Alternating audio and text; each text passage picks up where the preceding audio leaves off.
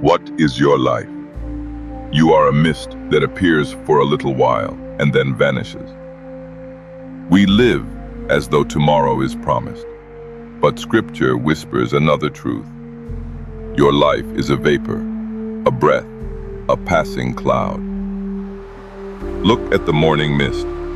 It dances in the first light, then disappears before noon. So too are our days, fragile, fleeting, and yet full of meaning. The hermit does not fear this truth. He embraces it, for he knows that the brevity of life does not make it empty, it makes it sacred.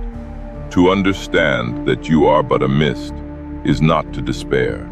It is to awaken, to stop wasting time on vanity, to stop storing up things you cannot keep. When you know how brief your life is, every word matters. Every kindness becomes precious. Every act of love eternal. We chase permanence in a world made of dust. But wisdom teaches us to walk humbly, to love deeply, and to live presently, not clinging, but blessing each moment as it comes. Remember this, you are not here forever, but you are here now. And that is enough. Wisdom is the principal thing. Therefore, get wisdom. The path of life is full of voices. Some shout, some deceive. Few lead to truth. But wisdom is a quiet guide. She does not force herself. She waits to be sought, to be honored.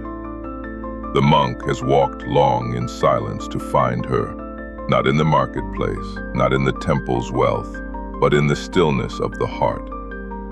Wisdom is not intelligence. It is not clever speech or quick wit. It is the ability to see beyond, to understand the eternal weight behind each choice, each word, each day. The world teaches us to be fast, to win, to accumulate. But wisdom teaches us to be still, to lose with dignity, to give with joy. It is written, get wisdom, not as a suggestion, but a command. For without it, we are blind wanderers, chasing shadows in the dark. Let your steps be slow, your ears attentive, for wisdom often speaks in whispers, and once found, she will guard your path, even through the valley of death. The sufferings of this present time are not worthy to be compared with the glory which shall be revealed in us. Pain is real. The hermit knows this well. Cold nights, empty days, memories that ache. But he also knows this. The suffering you feel now is not the end of the story. It is a shadow, not the substance. A preparation, not a punishment. The apostle writes, all this sorrow, all of it, cannot compare with what is coming. There is glory ahead, and it is not just far away. It is forming within you, like a seed that breaks in darkness before it becomes a tree, like gold refined by fire. Do not despise your suffering. It may be the chisel shaping your soul, the storm that roots your faith deeper, the silence in which your true self is found. Eternal joy does not erase pain. It redeems it, makes it part of something beautiful, something divine. So carry your cross, child of dust, for there is glory beyond this valley, and every tear will shine like a jewel in the light of eternity. In returning and rest you shall be saved. In quietness and trust shall be your strength. Strength is not always loud. It is not in the clash of swords or the shout of conquest. Sometimes strength is stillness, a soul at peace, a heart resting in God's hands. The prophet Isaiah speaks a strange truth. In quietness and trust shall be your strength.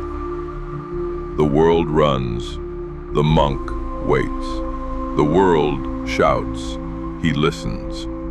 There is a power in stillness, a sacred rest the world cannot understand. When we stop striving, we begin to see. When we stop talking, we begin to hear. To trust is to let go, not to give up, but to place everything in hands that are greater than ours. Trust is not sleep.